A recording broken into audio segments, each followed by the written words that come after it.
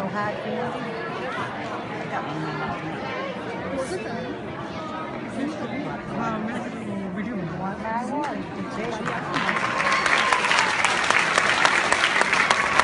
Ladies and gentlemen, please welcome to the stage, Barry Atik. This kid is awesome.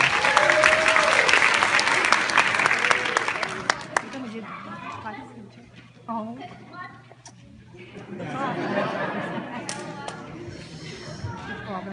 Mic me on. He's the guest speaker. Him. Boy.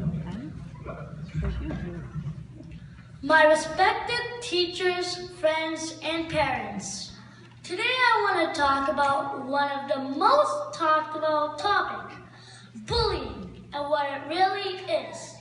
The most common acts of bullying include hitting, threatening, teasing, taunting, and name-calling.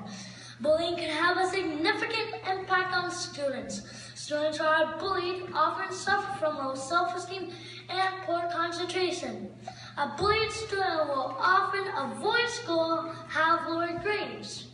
In order to address these issues, opportunities for discussion and participation will enable children to share an understanding of what bullying is and fully engage in the processes to challenge bullying behavior.